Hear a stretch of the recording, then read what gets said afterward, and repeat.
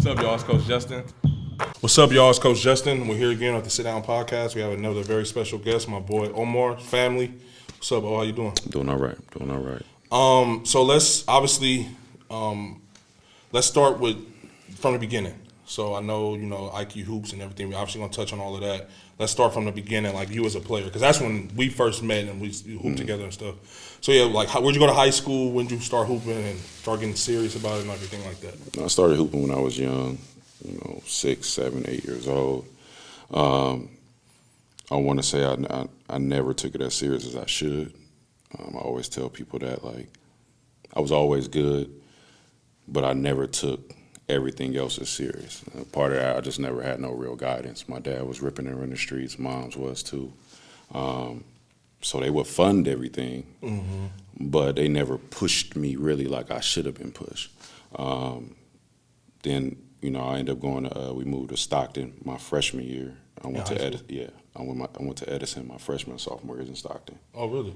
And then didn't like it. Came back to the Bay, went to James Logan High School, finished off there my junior and senior year. Then after that, I had graduated at 16 years old. For real? Yeah. Did you skip a grade or did you start school early? I went to school early. How was that? It was. Whatever. I was used to it. So it was a norm. It was a norm from once I was a kid, so I was used to it. So I never, which was part of the problem. I did, like I said, I did an interview the other day we was talking about earlier where I think that was part of the issue. I never really had a big homie or a big friend. Everybody else was older than me from the start, so I was looked at as the same. So I wasn't having anybody pushing me to push me in a certain direction. You know what I mean? So I was figuring things out. Do you think that affected you as a player? Because obviously, if you graduate at 16, I mean, you're super young. Not as a player, because I always played up anyways. So by age, it didn't really matter because I was always playing with the adults, or 2 years older and things like that. Right. So it didn't really affect me after my senior year. I'll get to the subject of when I started training and really taking the game serious. I always give big praises to Phil Handy. He was my first real trainer. Really? In high school. I've never worked out with you. Yeah, he was my first real trainer in high school. A lot of the stuff that I'm doing now started from that foundation base. And he was the first person to kind of like be like, okay, this is the direction this is how you're going to do it, this, that, and the third. And so long story short, he helped me trying to find JUCOs and things like that. And I pretty much narrowed it down. I ended up going to Fresno City. I came back, didn't like it. He got me in the West Valley. I was too busy being in the streets at the same time, to be honest. So I wasn't, like, once again, I jumped off the porch early. You get what I'm saying? And I started diving in head first with trying to be a student but trying to be in the streets at the same time. And you can't do both. Impossible. So long story short, I kind of fell off the face of the earth when it came to hoop. I was always hooping every day. Like, you would see me at High Street. I would go to High Street. I would go to Richmond. I would go wherever people were saying it was run was. I would be at TASA. I would be at EOIDC. I would be in Union City. It didn't matter. We would load up the cars, ride out to everybody else's hood, and just hoop. At this time, you're not in college? Not in college at all. So I didn't go back to play. Like, the highlights everybody is seeing, I was 20 turning 21. My daughter was just born, and I was going to law school at that time. And so I didn't play. You're a freshman at this time or a sophomore? I'm a freshman. Wow. I'm a freshman. So I took classes here and there throughout the way, and, I just never took it really serious. And a good friend of mine, what made me go back, a good friend of mine, he's like my brother right now, and his name is Juma Kamor. He's a Stockton guy, Stockton legend when it comes to hoop, played at Stagg High School, played pro, and we used to play. And one day I'm killing him, And he's like, bro, and he's coming fresh from overseas. He's like, bro, you playing with your gift. You need to go play. And at this time, truth be told, I'm making too much money that I'm not even thinking about playing. You get what I'm saying? It's fun for you at this point. It's fun. And then, I was thinking about it, and then your dad and my dad started talking. And your dad was trying to get me at schools and things like that. Then that's when I was like, when people was calling, I was like, shit, maybe I can play a little bit. Did that kind of make you feel like people cared? Yeah. That's yeah, dope. yeah, because you got to think about it. I didn't play from 16 to 20, 21. So how old were you when we used to hoop at 24 together? Because I had to be in high school still, right? You was in high school. You was in high school because Kwame was still around too around those times. And Man, that run used to be it crazy. used to be crazy. It used to be run. You had to be able to hoop up there. That used to be some good runs. I would say I was like 18, 19 at that time. You know what I mean? 18, 19 years old. I already had my own spot. I was living by the lake. Like I was just doing whatever. And, you know, I told myself, you know, I'm a give myself a year. And if it go like it's supposed to, I'll keep playing. If it don't, I got to figure it out because I had a daughter at the time. So that's what I did. I just put all my eggs in one basket. Me and Costello was real close. Early on, he was recruiting me when I was at Logan, you know, my junior year to my senior year when he was at Chabot before he got the Los Pro job. And, you know, me and him talked, and that's how I ended up at Los Positas for that year. Got you. And then after Los Pro, did you play any more? Nope. Truth be told, I didn't even finish that season. Really? Yeah, that like what everybody is seeing is like 80% of the season. I mean, me and Costello got into a real heated argument in front of everybody. And I mean, those who know the story. Yeah. And at that point, either he had to go or I had to go. It was one of those. Right. And it got crazy, and you know, I ended up trying to go to Los Medanos. Your dad again. He had called. That's Los when Medanos. Marshall was still there, huh? Marshall was there. Marshall was trying to get me to come there, but then I got my last little financial aid check, and I'm like, Over it. I'm over it. I'm cool. And then the rest was history. I mean, at that time it was 2009, 2010, and I was just trying to figure things out. And So I was a freshman too then in college because Going I to graduated in 09. Yeah. You going to college. So, yep. So that's what it was. As far as the training thing, it really came out of nowhere. You know what I'm saying?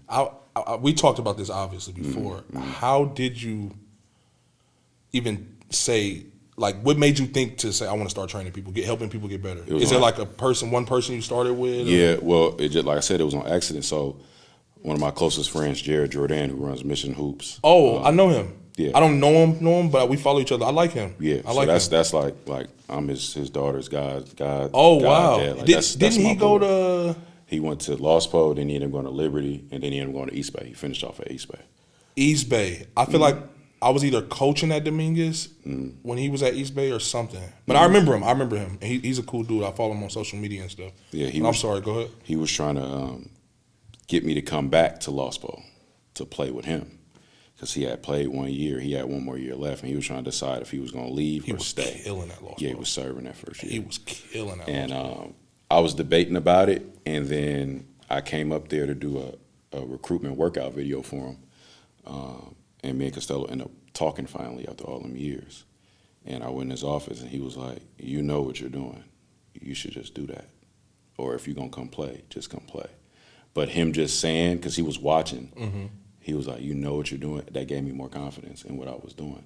So, but before that, I mean, I jumped the story a little bit. What got me going was I was debating on coming back to playing, and I was at 24 in Stockton. I'm working out myself, and a dad by the name of Lamar Saffold, I'll never forget him. I ain't talked to him in years, but I'll never forget him. He had Lamar Saffold Jr., which was his son, and he walked up to me like, man, can my son jump in there with you? I'm not thinking nothing of it. I'm like, yeah, it's cool. We're working out, and he was like, what days you gonna be up here? I told him, and maybe 2 weeks later, he just came in, gave me $100, and I'm like, what's this for? And he was like, man, the stuff you showed him worked. And I'm not, like I said, I'm not really thinking of it like that now. D-Free, Tion, KP, like all them is my boys. I knew that this was their thing. Right. But this wasn't my thing per se. So I tried to get him the money back. He was like, nah, I'm about to bring some more people. I'm about to bring some more people next week. So I'm like, all right, whatever. So he brought some more kids. Within a month and a half, 2 months, I had 30 kids. What? So at that point, coming from where I come from, I start thinking about numbers. But then now your hustle mentality coming in. It start coming in, and I'm thinking about it. And I always had a passion for hoop because I would train kids, give advice, do whatever if a kid needed it. But now I start thinking about other things, and I was at a crossroads of saying, okay, I got to change what I'm already doing. I got to do something else because I was seeing what was going on with my family and things like that. And I'm like, I can't go this route. You know what I'm saying? And so another close friend of mine's named Aaron Lacey, he's like my dog. We done been through it all together. I was trying to decide on going to barber school or doing training. And he just told me, I'll never forget the talk. We was in my room. He said, if you stay going into barber school, you're going to stay in that lane that you're already in because it cross paths. If you do this, you're dealing with people's kids, you're going to do a lot more, and you still going to make your bread.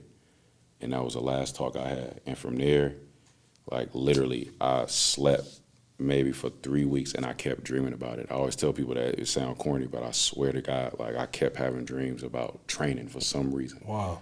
Then I was like, all right, look, I'm going to take my last, I'm going to figure it out.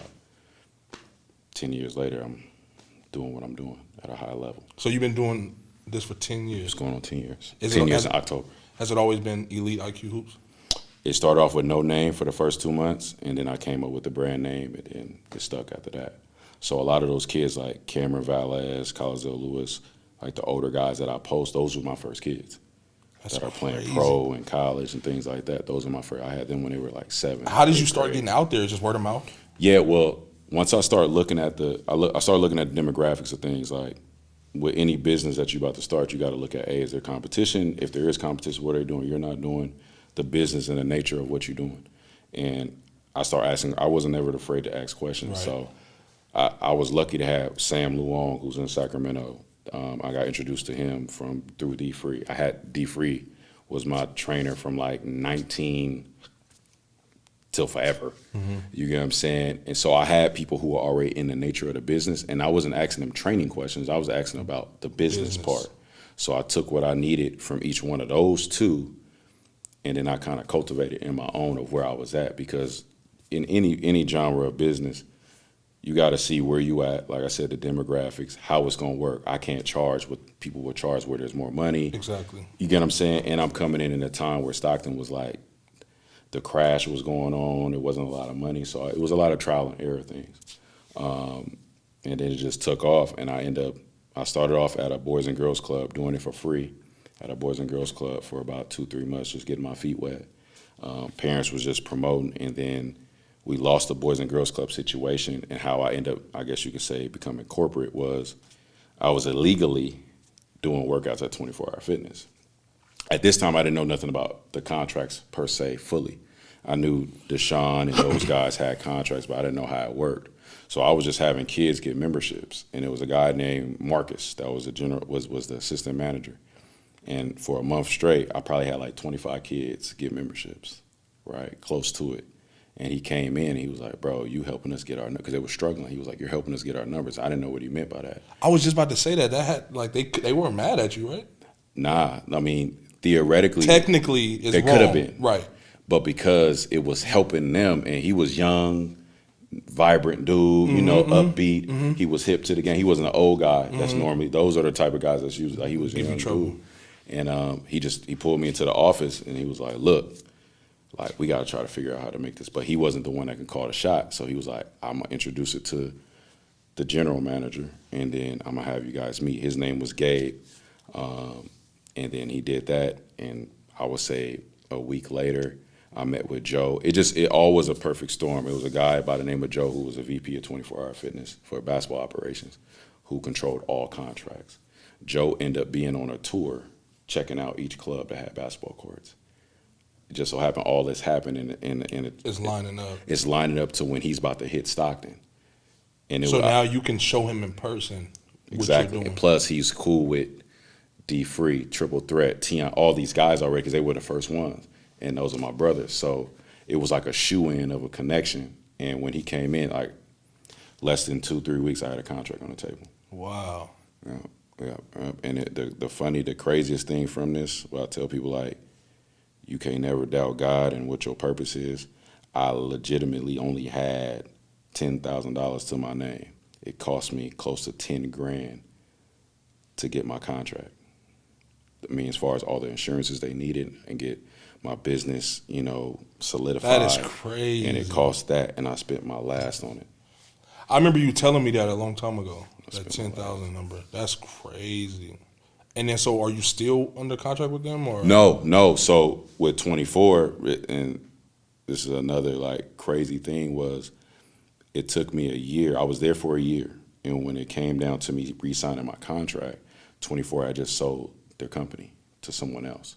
So that's why you don't see Triple Threat in 24 Hour Fitness no more. So out of the 13, the numbers either 13 or 16 basketball organizations across the country, it was only 2 left. Even right now, it's only Sam and somebody else somewhere else, right? That's in Sacramento. They cut everybody else.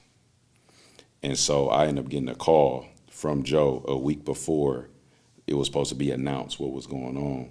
And he was like, man, I'm sorry, bro, but this is what's going on. They just laid me off. I mean, they laid the VP down and everybody else down.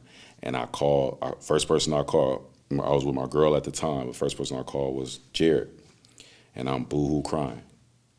So wait, you already spent this $10,000? I spent the 10, and my business is starting to rock. But I'm not in an area where see, Stockton isn't like the Bay where you can find a gym anywhere. It ain't like that. So I'm on some, in my mind, I'm on the hype of, damn, I lost a contract, so I lost a gym. Ain't nowhere else I can go.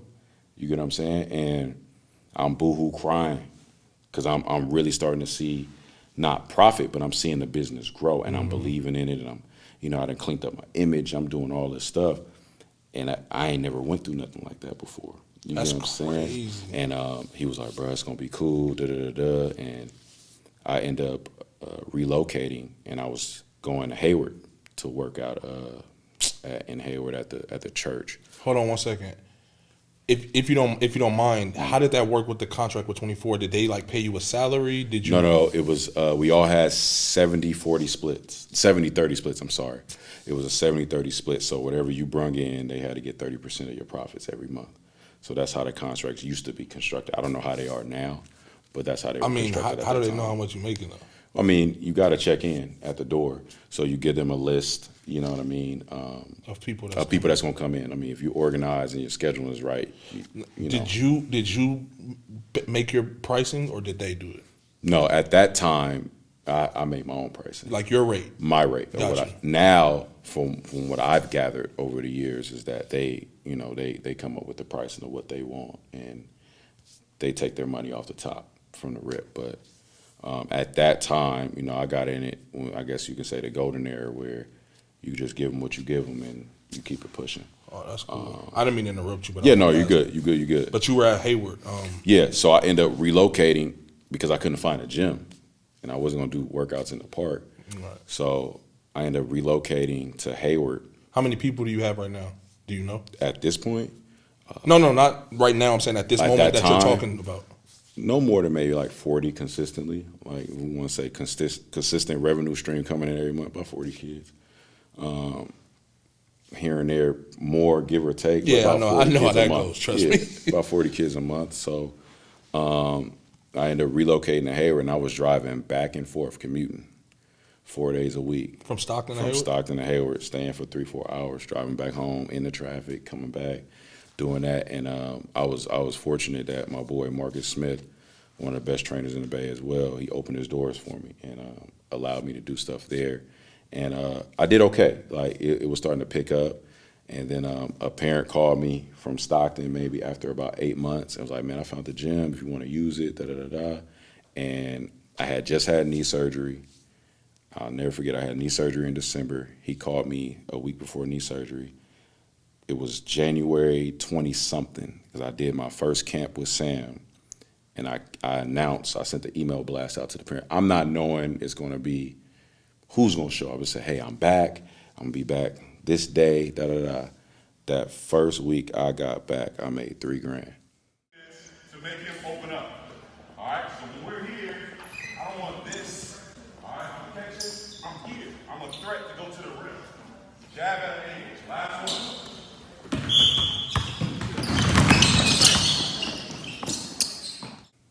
Never forget that, bro. In 1 week? I made $3,000 from signups in 1 week. And I looked at it as, I think because, I left and nobody filled the void at that time. Now it's a lot of trainers. Right, they're everywhere. Bro. At that time, I was the only one. So people was just so excited, and then from there, it was just all she wrote. You know what I mean? So it's really been, I've been through everything you can imagine with this, from being up, being down, being up, being down, and you don't think about it when you in it. The only time I can think about it is when I do interviews like this one. But it's been a lot, and I never, I never wavered. I knew that this was what I was supposed to be doing, just by the outpour of what parents were saying on the regular, and the love I was getting from the community, no matter where I was at. And after a while, I just started doing brand extension type things, and now it's what huge. it is. I can say it's for sure a statewide brand, but damn sure a national brand. 'Cause I took it on the road. And then how far into you training did you start getting into coaching and stuff? That came maybe my fourth year. My fourth year. A lot of people labeled me as like a girls trainer. That kind of fell in my lap. Stockton at that time was having Division I girls left and right. And I had one of the top high school girls who had just started working out with me at that time, Nyree Harris, who ended up going to Arizona that year. Oh, wow. And she was like one of the girls all the other girls looked up to. So then she came in, and it kind of brung in the outpour of more girls coming in. So that's what kind of veered me into girls basketball, like I said, on accident, so to speak. And, of course, St. Mary's being a national powerhouse, right up the street, I started getting more of those girls, which in turn started having me get more girls basketball connections. And then that's when more girls basketball offers started happening, where, hey, you want to come over, you want to assist, you want to do this, you want to do that. And then I ended up having my first coaching gig at Lincoln High School. How do you think they differ, the training and coaching? I don't train girls different than I train boys, and you can't do that. Right. And when you see girls basketball at the level I see it on, you see why. And at the high level of high school basketball, girls play like boys, minus the athleticism, of course. But as far as dog and fight and grit, it's crazy to see. You know what's crazy about that is when I was growing up, I would prefer watching women's basketball over boys basketball. Well, because it's less athleticism, they play the game a lot more pure. And I'm not athletic. I wasn't super bouncy, so I had to figure out ways. I mean, I wasn't super slow, but I wasn't super fast either. I was like regular, you know what I mean? But I had to figure out ways to get my jumper off, and angles and little stuff, like everything that they have to do, obviously. The details and Diana Taurasi and like Sue Bird, like those are people that I remember watching as a kid. You know what I mean? And really like taking from them and watching them. And even in college, I would work out with the girls all the time and everything, just because, like you say, they have to be. They have to outthink you for one, because they're not gonna just be hella fast like you said, like guys are. You know what I mean? And it's more of a balanced thing as far as athleticism. So yeah, that's crazy. I wonder if that has anything to do with like how I process, the basketball. game a little bit. Yeah, you know what I mean? Just because for some reason I always gravitated towards that. Over exaggerate everything right now. You're trying to make it a game like a five. She's a big girl. You gotta get her moving. All right, from here, one. When your kids leave and go play AAU or whatever, then they come back to you, it's like you got to kind of reprogram them, you know what I mean? Because somebody else is teaching them all of these different habits, you know what I mean? Did you have any trouble with that with like high school coaches and stuff? I mean, you don't have to say names, obviously, but like just situations where people are like, hey, don't work out with this dude. Because I know it happens. Yeah, I mean, you deal with that, especially early on. I've had to have a few conversations with people. I told you about that when you were starting. Like, it just... Even if you're doing it right, you're going to have it. It's normal. It's normal. And, I always, I would lean on my guys. And when I hear everybody else going through the same thing, no matter how great they are, Phil is the guy now, right? He's always been the guy, but globally he's the guy. You still see people in his comments saying stuff. So it just comes with it. I'm just blessed to, at this point, I've had over 50 kids go play college basketball. So, and I start, if people follow me and follow, my movement and what I'm doing on IG or whatever, you can see my kids from start to finish. So it's not just the coaching that's getting them there as far as from a high school standpoint. They got to be skilled. Right. You get what I'm saying? And the way that I do player development, you're not going to see me have 100 dribbles, and we teach angles, we teach details. I do breakdowns, I do tutorials, I ask questions. I've been blessed to have a lot of friends that are coaches at the highest of levels, and I'm not afraid to ask questions and see how the game is played. And you got to have a great evaluation eye in order to understand what's needed at what level. Right. You get what I'm saying? And so for me, it's when I can point and be like, okay, well, I'm this, I'm that, but I've made that kid a McDonald's All-American. I've turned that kid into a Division I kid. I have that kid, he signed pro. Now you can't really argue with what I'm doing. Your work speaks for itself. Exactly. And then, like, Damon Stoudemire kids work out with me. Really? You see what I'm saying? Like these are things that happen that you don't even have to see it on the gram. You get what I'm saying? Like DJ Seeley's one of the best pros. You know DJ. DJ's been with me for 6 years. It's a reason for that. Jackie Jamel is probably the greatest girls basketball player to come out this state. Been with me for 5 years. When I get players, especially high-level players, they stay with me. You get what I'm saying? Kwame was driving from Oakland to work out with me every day for a reason. He can work out with everybody in Oakland. But they stay with me for a reason. And anybody that can tell you it's not fluff. You get what I'm saying? It's real basketball. It's game situation hoop. We get a lot of shots up, but I break things down. If we want to add things, we add things to your arsenal. If you want to just sharpen up things that you already have, we're going to sharpen it up. But I'm really, really a student of the game. I can sit at the table with anybody in basketball, and I'm comfortable to say that. And I know I'm still learning. And that's what makes you great, though. And the only way you can last in basketball, you got to keep learning in this game. I would interview Coach Scott, and he said something in his interview which was really dope. He was like, every couple of years I'm reinventing myself. Every couple of years, because obviously he coaching me. You know, back when the times we were talking about, now he's still coaching at Fremont to this day, and it's like the kids are different. You know what I mean?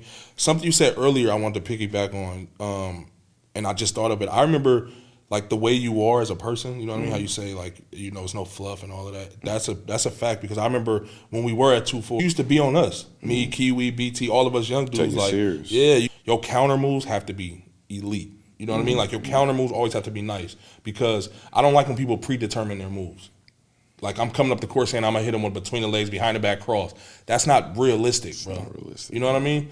It's setting up the defender. It's funny. I just had this conversation with my daughter. I was showing her footage of her earlier playing one-on-one with some of my better middle school girls. And I'm like, why are you thinking so much? She said, I'm trying to think about what I'm doing. I said, you can't play basketball like that.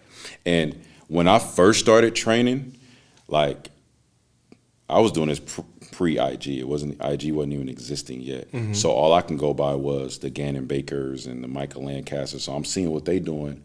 And I was I had the tennis balls, I had all this.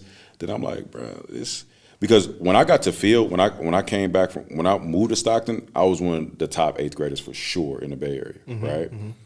When I got to Stockton, nobody knew who I was. The game of basketball was played different. When I came back to the Bay, I had to reprove myself. You get what I'm saying? When I got back here and I found field, I had to go back to the essence, go fast forward as far as me training to like what got me better. You get what I'm saying? What made me jump from this to that? And it was simple basketball.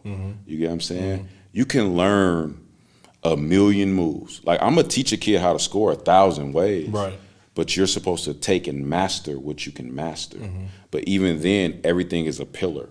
You know what I mean? It's a puzzle piece where it all kind of meshes together. You get what I'm saying? And, you know, you got to keep the game simple, but like you said, be elite. And the best players, the game looks easy. It looks slow motion. You get what I'm saying? So to speak. And you don't got to do a lot. You don't got to do a lot. Make the game be simple. I tell people that all the time. It's like one of my college coaches, he always said, like when he was telling somebody about me, and they told me what he said, he was like, no matter who was guarding Justin, he was getting his shot off. Yeah. He's going to get a good shot. Yeah, you can't speed him up, can't slow him down. Exactly. You inspired me, obviously. When I first started, you was the first person I called. I was still living in LA at the time. I was like, man, this is what I was coaching at Dominguez, I think, and I was doing it there with the kids and with the players there, and I was like, man, this is what I want to do. I had like worked a camp, and then I started training down there. And so, yeah, I just want to say thank you, obviously, for that, because you kind of prepared me for what I started dealing with and all of the drama, stuff. Yeah, all the good and the bad. Yeah, the little politics that's involved. And like you say, it comes with it, and it's all about the blood, sweat, and tears. Do you do AAU as well? Yeah. What AAU team do you coach? Peninsula Elite, Adidas. Y'all are really good, huh? We were solid. We was okay. I mean, we're fortunate right now. 9 out of our 11 girls have committed Division I this year. We're working on our last 2 right now. It's me and my guy, Coach Buck, and Coach D. It's Buck's organization. He brought me on over there. I was always in the background helping over the last few years. That would be one of the programs I would send my girls to. And me and him have had a great relationship even before then, doing events and things like that. But yeah. Is the AAU for girls kind of similar to the AAU for boys? Yeah, like they do all the shoe circuits? Yeah, it's a lot easier to deal with though. Meaning? Well, with boys, you got, you're either going to have Adidas, Under Armour, or Nike. Before the shoe companies came in, there were a lot of independent circuits for girls basketball.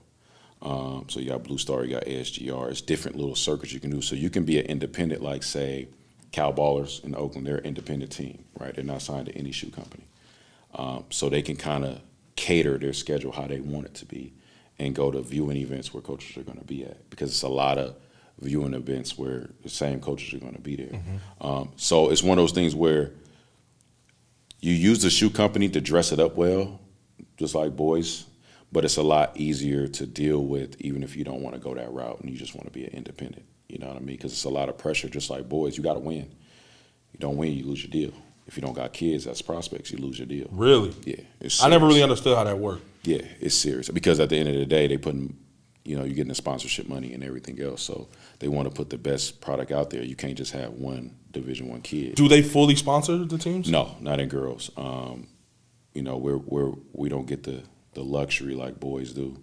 Unfortunately, they say the money is not really in it. As far with the boys, it's a lot more about the shoes and the future deals and things like that. But in girls, we get allocated. If you're with a brand, you get allocated a certain amount of money for jerseys, uniforms, and all that. But other than that, you got to get out the mud and fundraise. I was talking to somebody about Kobe the other day, and I was just saying how I feel like Nipsey and Kobe. Actually, we were talking about it earlier, Nipsey and Kobe. And Kobe, I feel like the trajectory he was going, it was going to catapult girls basketball. 100%. To a whole nother level. 100%. And it was just so unfortunate, obviously, what happened for multiple reasons. But that being one of them, it's like, like I said, I'm a fan of women's sports. I love it. You know what I mean?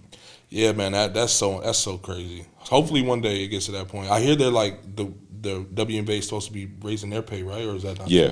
Yeah, that actually happened. They already agreed to do that. They're gonna make more money, but you can make good money in it. You know what I mean? You could definitely make some good money in it, because with the girls, what they do is, since the season is so short in the WNBA, they go overseas. Yeah. And then that's how their money kind of stretches out. Yeah. You know what I mean? Because they get a bigger bag overseas, right? Yeah, much bigger bag, depending on where they're at. So, where is that that gym that it looks like a house that you always post? What is that? I've been wanting to ask you, but I was like, let me wait to ask. Okay. Yeah, that's my quarantine vibes little location.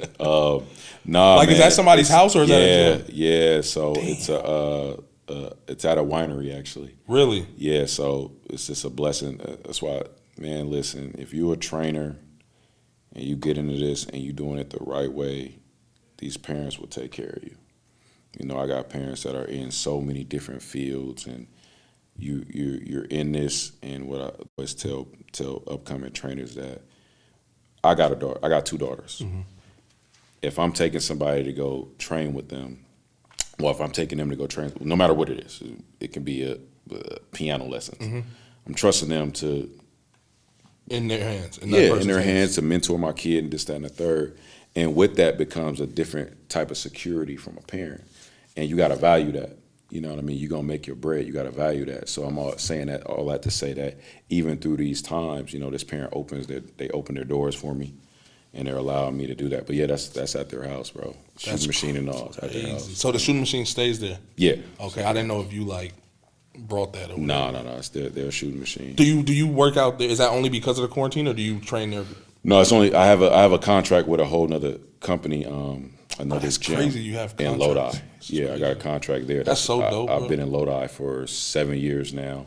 Out of my 10, I've been at that location in Lodi. But because of everything that's going on, I had to figure it out. So when you get contract on them, do you have kiys and you can get in there wherever you want, or is it I want? I mean, with the gym that I'm at, that I have a contract with, it's like a mom and pop 24-hour fitness type of thing. So the doors are always open.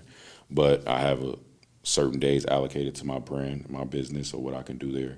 Do you go? Do you have like a set schedule that you work? Yeah, yeah. Really? What is that? If you don't mind me asking. Normal hours, I'm in there from as early as about 4 to about 8:30.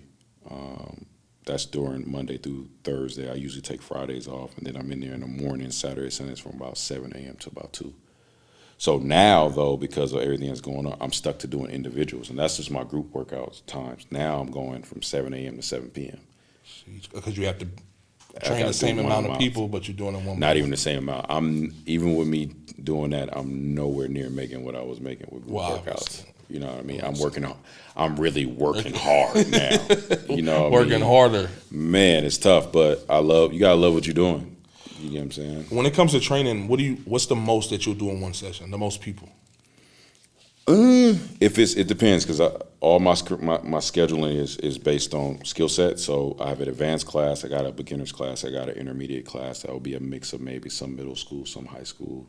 My invite-only advanced class, those can hold more because most of those kids have been with me for a long time, so I can do 8. Plus, it always depends on the baskets. If I have 2 baskets, I can do a little more. My younger kids, I try to keep it 6 because they can't retain as much information. So my beginner's class is usually like 7-year-olds to 10.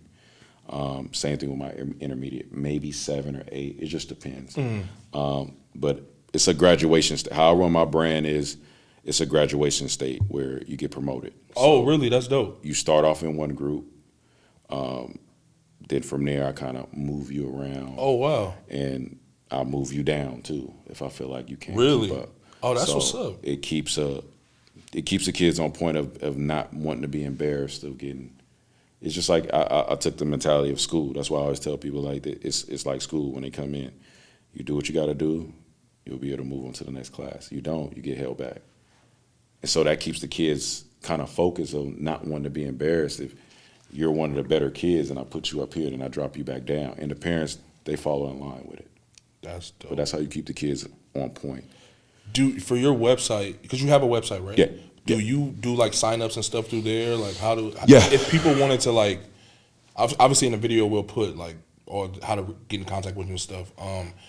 But you can sign up to train with you through. Yeah, your well, website? you gotta call. The reason why I do it that way, I can kind of eliminate who comes in, who comes out from the conversation. I know what parents are serious from the moment we talk. I know what parents are going to kind of. 100%. Or I've been doing it for so long, you can kind of read it. I don't do much through text or email. I use it, but we got to have that phone conversation.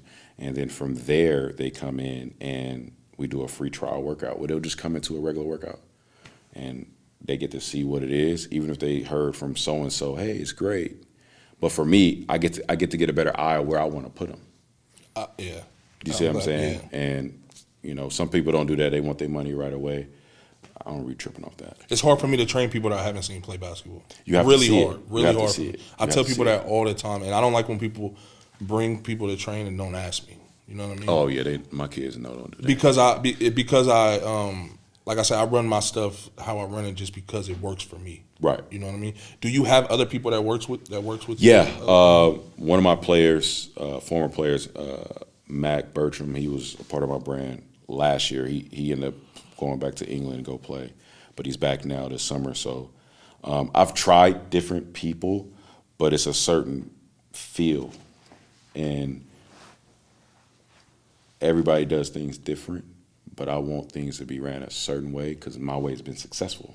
You know what I'm saying? And it's your thing. It's my baby. So for me, I try to hire in-house of kids that's already been a part of my program for years because they know it worked for them. Mm-hmm. He's played in college and he's played, overseas. So and you guys have that relationship and trust and love. Exactly. And it's kind of their baby a little bit too because they've been a part of it. So because when you get just hiring people, I've heard different trials and tribulations that other brands have went through for my boys and things like that they go through, and it's kind of tough.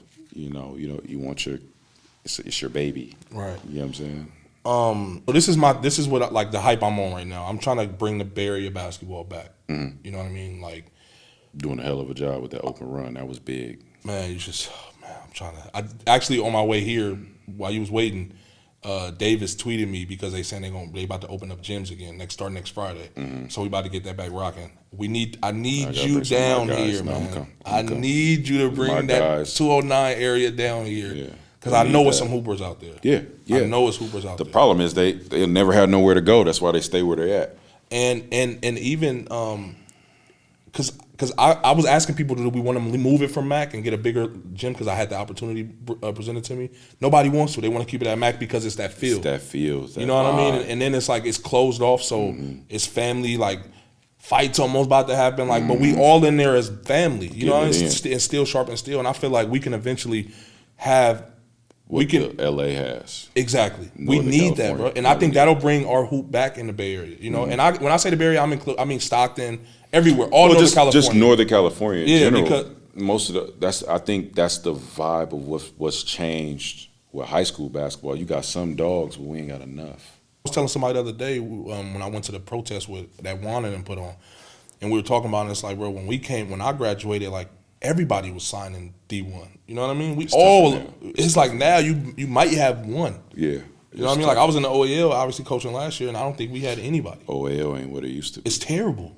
Yeah. Even when I was at Logan, we had like 7-8 guys that went D1. That's what it was a norm. American, but it's just Bay Area basketball isn't the same. But I think us doing like obviously us working together, me and you family, so it's a little different. Yeah. But like the open gym stuff, I'm hoping that because I want to do that. I want to start doing eventually when we get it rocking. I want to start doing. We can do a tournament event. We have Oakland versus Stockton. We can get a city team. I'm sure we can get a Sacramento team and do a tournament for the weekend. You know what I mean? We could donate money to charity. Like we can do it, and I'm willing to do it. You know what I mean? And I'm gonna need your help because that show Stumping Grounds out that way. Yeah. But man, I'm if you're willing, you know, I know you are because we talked about it already. Together. And then I need DJ Seeley and all them dudes to start coming hoop, and I know they will. They'll do it if it's worthwhile. If it's with because you only gonna be as good as the people you're around. If you're a pro, you're gonna want to play with pros. You don't want to just go to 24 go hoop. Exactly, and that was my whole thought. And then, like I said, I love watching it. Right. You know what I mean? I'm sitting there, and I don't know if you know this. I don't want to call him a kid because he's an adult, but Brandon Breton. I heard of him. So he came to one. I met him, and I'm like, bro, who is this? Like he's a youngin', but he's hooping with Will and DA and them, and he's getting buckets. And I'm like, what school you going to? And they might be mad at me, but he's like, I'm going to Los Positas. And I'm like, why? Like I'm like, nah, take my number down. I'm sending you somewhere else. Next day he was on a visit in LA. Now he's down there killing it. Yeah. That makes me feel. I know you have many stories like that too, and that's kind of what it's about. Is there anything you have coming up? I know the world is like crazy right now. Any camps or anything? Nah, I mean, I want to work one of your camps too, man. I want to come out and volunteer my time and put, steal some knowledge from you. Obviously, no, come out, man. I mean, right now we just trying to plan. It's hard, Like by now, I would have did like 4 camps by now. I'm trying to look forward to the fall. The biggest thing that we started last year was we did 2 high academic camps, and those were big time for us, man. Where we just basically, it was a showcase for kids who had great grades for girls, and we had, UC San Diego, NYU came down, wow. Chico State. We had some of the top NAIAs that came down, just a lot of D2, D3s NAIAs that got money allocated for high academic kids, and maybe these kids are maybe the 3rd or 4th players on their circuit AAU team, or they're not even playing club, but they're good enough to play. That's dope. At another level. Because that's definitely a pocket of those type of players. It's more than 100%. Anything else, and just a lot of educational workshops for parents. That's what we're moving forward now to, just letting parents know what it takes to be recruited and to be evaluated, and branding your kid and branding yourself as a parent, things like that. So we're putting a lot of things like that together. It's just hard. Right now we in this Corona thing, so it's stopped a lot of stuff. Well, I know you got to get out of here. It's almost 5:25, but I definitely want to get you back. Eventually what I want to do is come out there and like set up cameras and stuff and like talk more. Yeah. And thank you for coming down. Obviously, sorry about the wait and all that crazy stuff, but I love you, man. I love what you're doing. Obviously, I tell you that all the time. You keep inspiring me, please.